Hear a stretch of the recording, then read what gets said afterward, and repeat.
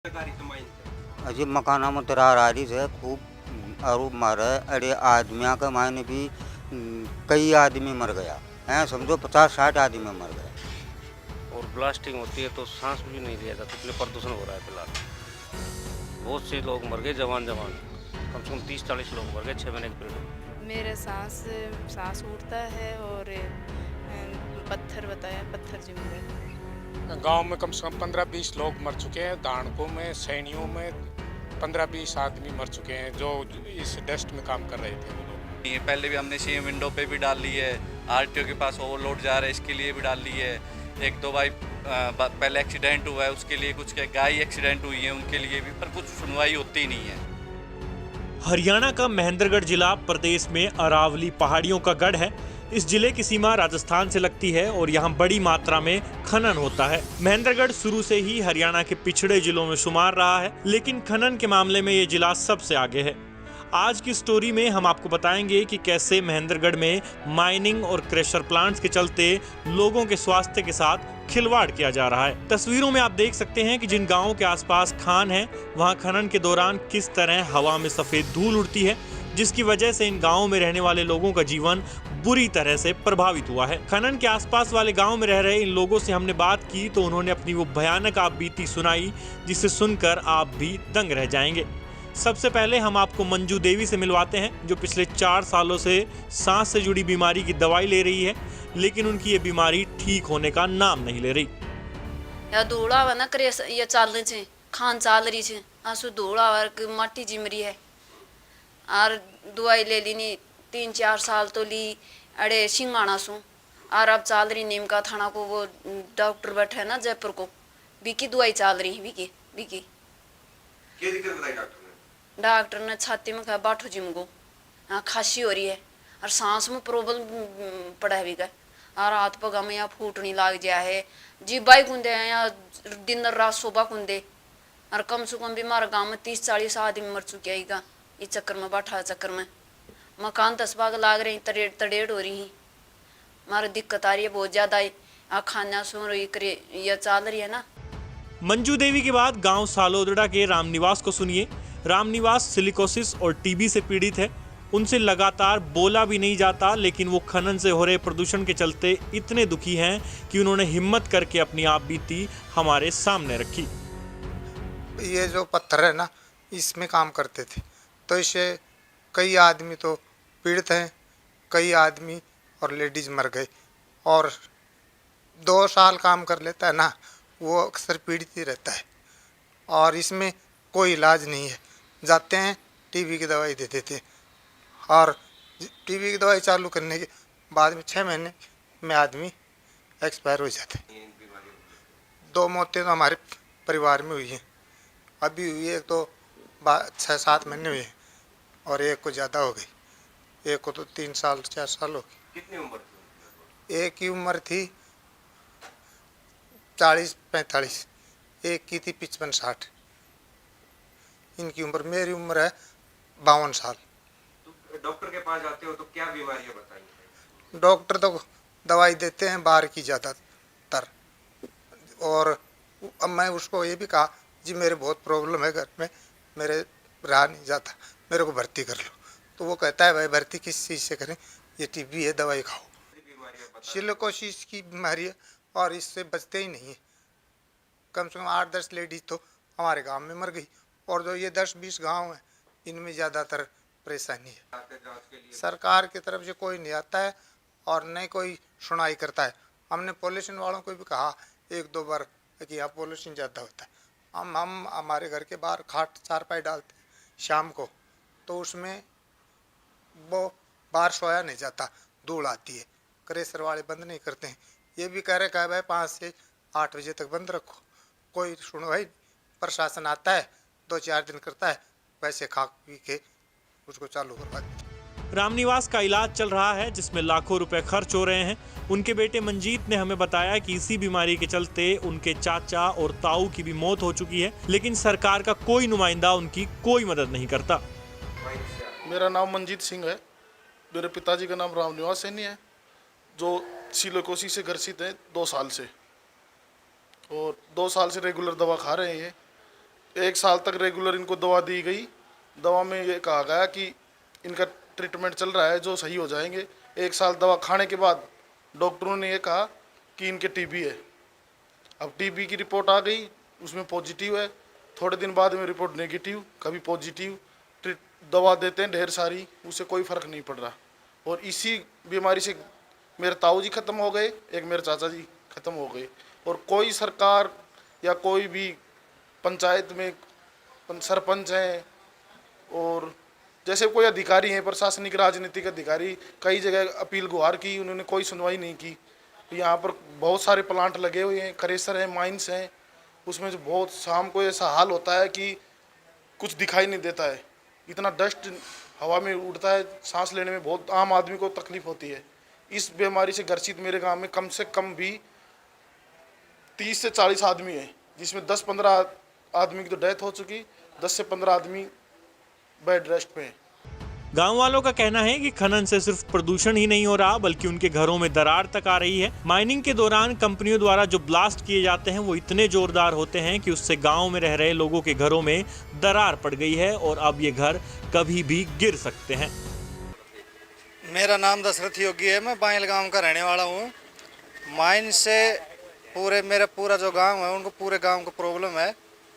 यहाँ से school 200-300 metre school है, वहाँ से 100 मीटर आगे हरिजन बस्ती है हमारी गांव की। ब्लास्टिंग से पूरे जो भी गांव की लगभग की जो दीवारें में तरेड़ आ रही है और छत टूट गई। और एप्लीकेशन जहाँ तक है, हमने हर जगह एप्लीकेशन दे दी इसकी। यहाँ तक कि खट्टर साहब आए थे सीमा दोंगड़े, वहाँ भी बाई हैंड एप्लीकेशन दे चुके, पर हमारी कहीं नहीं सुनवाई हो रही।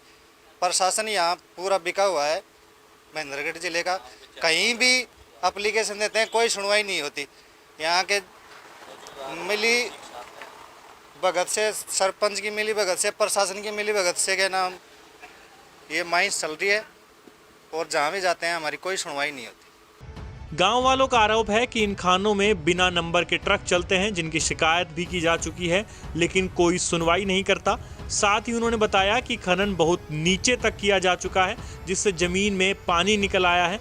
कई बार शिकायत कर चुके हैं, लेकिन कोई ध्यान नहीं देता।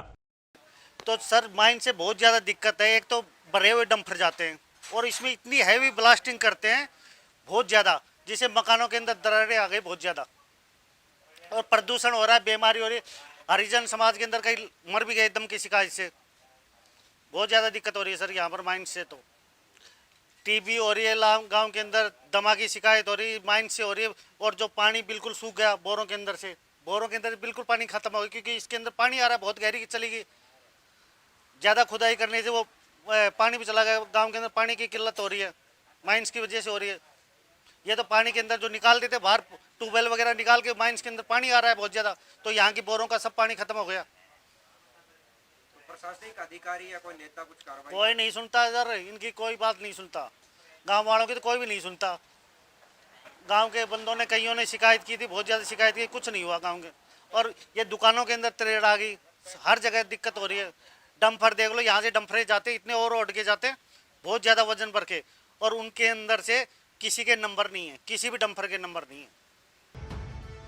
वहीं अगर माइंस के आसपास के गांवों में टीबी की बीमारी से ग्रस्त लोगों की बात करें तो सरकारी आंकड़े कहते हैं कि बायल गांव में 15 मरीज हैं, बीगोपुर में 16 और रामपुरा में 20 लोग टीबी की बीमारी से ग्रस्त हैं। महेंद्रगढ़ के चीफ मेडिकल ऑफिसर से हमने इस प्रदूषण के चलते हो रही सांस से जुड़ी बीमारियों को लेकर बात की, तो उन्होंने भी स्वीकारा कि माइंस के आसपास रह रहे लोगों में सांस से जुड़ी बीमारियां बढ़ी हैं।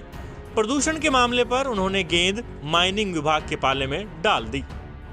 देखिए, जो माइनिंग का जो भी एरिया रहता है उसके अंदर डस्ट की वजह से जो सांस फेफड़ों के जो रोगी हैं उनमें इसकी थोड़ी दिक्कत तो रहती है कि अस्थमा के केस हैं वो बढ़ जाते हैं, COPD वाले पेशेंट्स हैं, और या जो फेफड़ों की बीमारियां हैं वो बढ़ के आ जाती हैं। तो ये तो है कि डस्ट का जो प्रिवेंशन का जो पार्ट है वो एक माइनिंग डिपार्टमेंट है, वो इसको फॉलो करता है माइनिंग का, कि उनका अपना कंट्रोल सिस्टम होता है कि डस्ट ताकि ना उड़े, उनका पानी छिड़क के ही वो रखें। और जो इस तरह के रोगी हैं वो जो हमारी जहाँ भी नज़दीकी PHC CHC हैं उन पर जो भी उनकी सांस की दवाइयाँ हैं वो उपलब्ध हैं। टीबी के लिए जो जांच करते हैं, हमारा छील रोड जो पड़ता है वो टीबी के लिए जांच के लिए सेंटर है। नांगल चौधरी है हमारा, वो टीबी की जांच के लिए सेंटर है, वहाँ जांच करके उनके हिसाब से दवाइयाँ दी जाती हैं। अभी अपनी तरफ से कोई वहाँ पे जांच शिविर वगैरह कोई इस तरह एक जांच शिविर हमने कोटड़ी में लगवाया था अभी पिछले दिनों ही, और जहाँ हमारी पीएचसी हैं वहाँ पर ये मेडिकल ऑफिसर्स उपलब्ध रहते हैं। हमारी जो टीमें हैं, आरबीसी की टीमें हैं, वो जाती रहती हैं, स्कूलों के अंदर जाती रहती हैं, तो अगर कोई इस तरह का पेशेंट है तो उसको देखते हैं। गांव वालों के आरोपों के आधार पर जब हमने वहां खनन कर रही कंपनी के मैनेजर से उनका पक्ष लेना चाहा, तो उन्होंने अपनी रोजी रोटी का हवाला देते हुए कैमरे पर कुछ भी बोलने से इनकार कर दिया। वहीं अगर जिला प्रशासन की बात करें तो इस मामले को लेकर जब खनन विभाग के अधिकारी से बात की तो वो ज्यादा कुछ बोले नहीं और सारा मामला प्रदूषण विभाग के जिम्मे बताकर अपना पल्ला झाड़ दिया। सर, कितनी माइंस नारनौल में महेंद्रगढ़ डिस्ट्रिक्ट में चल रही है और क्या क्या इन पे वो हुआ है? इस ज़िले में जो टोटल है वो 7 माइंस चली हुई हैं, जिनका एरिया लगभग 165 हेक्टेयर है, जो लीगली माइनिंग ऑपरेशन कर रही है। सर, यहाँ जैसे देखा जाए बायल का है या धोलेड़ा का जो क्षेत्र है, वहाँ पे बहुत सारी माइंस जो आपकी बता रहे हो चल रही है, तो क्रेशर भी चल रहे हैं वहाँ पे, भी लोगों को बीमारियाँ हैं वो बहुत ज़्यादा हो रही हैं। हमारे तो नोटिस में एक ऐसा कोई केस नहीं है, बाकी जो है ये पॉल्यूशन से संबंधित मामला है, वो देखते हैं इस मामले को। जी, तो क्या लगता है कि सरकार को या पॉल्यूशन डिपार्टमेंट को इस तरह से क्या उन लोगों के लिए, आप अधिकारी हैं, आपको ज़्यादा पता है कि किस तरह से पॉल्यूशन होता है वहाँ पे? तो देखो वो पॉल्यूशन डिपार्टमेंट से ही एक्शन रिलेटेड। अब विडंबना ये है कि जिला महेंद्रगढ़ में खनन के चलते प्रदूषण तो बहुत है, लेकिन यहाँ प्रदूषण विभाग का दफ्तर नहीं है। ऐसे में जब सवाल जवाब के लिए कोई जाता है तो अधिकारी बड़ी आसानी से प्रदूषण विभाग का हवाला देकर उनसे बात करने की सलाह दे देते हैं। उसके बाद हमने गांव वालों के आरोपों के आधार पर डीसी से सवाल जवाब किए, तो सुनिए उन्होंने क्या जवाब दिया। जो माइनिंग से, वैसे तो एनजीटी अपने आप में बहुत ध्यान दे रही है इस मामले में, और हमें बीच बीच में उसके ऊपर जो है ना रिपोर्ट्स भी भेजनी होती है साथ में, क्योंकि गवर्नमेंट ने जो है ना ये छोड़ी हुई है, या जो माइंस डिपार्टमेंट है वो जो भी उसके नियम है उसके हिसाब से छोड़ी हुई है। अगर कोई वायलेट करेगा तो हम उसके खिलाफ जो है सिलिकोसिस जैसी बीमारी बड़ी मात्रा में फैल रही है और हर वर्ष लगभग सैकड़ों की तादाद में लोग मर भी रहे हैं। लगभग 2-3 जो गाँव माइंस के नज़दीक लगते हैं उसमें, और कोशिश करेंगे, चेकअप भी करवा देंगे, और कोई ऐसी दिक्कतें हैं तो उसके ऊपर जरूर संज्ञान। राहगिरी को लेकर के सरकार कोई भी पालना नहीं हो रही और अभी तक करवाएंगे। कोशिश रहेगी कि जो जो नियमावली जिसके तहत उनको छोड़ा तो उस हिसाब से काम। आपको बता दें कि एनजीटी के नियमों के मुताबिक जिस इलाके में माइंस चलती हैं उसके चारों तरफ 7 मीटर के दायरे में हरियाली होनी चाहिए और समय समय पर माइंस के आसपास पानी का भी छिड़काव होना चाहिए। लेकिन तस्वीरों में आप साफ देख सकते हैं कि महेंद्रगढ़ के इन गांवों में चल रही ये माइंस इनमें से किसी भी नियम का पालन नहीं कर रही। ऐसा नहीं है कि सरकार इस इलाके में हो रहे प्रदूषण से अनजान है। खुद इस इलाके से स्थानीय भाजपा विधायक डॉक्टर अभय सिंह यादव इन माइंस के द्वारा हो रहे प्रदूषण की बात हमारे कैमरा पर भी स्वीकार चुके हैं। इतना ही नहीं, हरियाणा विधानसभा में भी वो इस प्रदूषण के मुद्दे को उठा चुके हैं, मगर उनकी सरकार अपने ही विधायक की नहीं सुन रही, तो फिर गांव वालों का सरकार से उम्मीद करना बेमानी हो जाता है। इस खबर के पीछे हमारा मकसद है कि स्थानीय प्रशासन और प्रदेश सरकार माइंस के आसपास रह रहे इन लोगों की तकलीफ को समझे और माइनिंग कंपनियों द्वारा नियमों को ताक पर रखकर खनन करके इन गांव वालों के स्वास्थ्य के साथ जो खिलवाड़ किया जा रहा है उसके आधार पर माइनिंग कंपनियों के खिलाफ कार्रवाई करे। महेंद्रगढ़ से हरियाणा तक के लिए नवीन यादव की रिपोर्ट।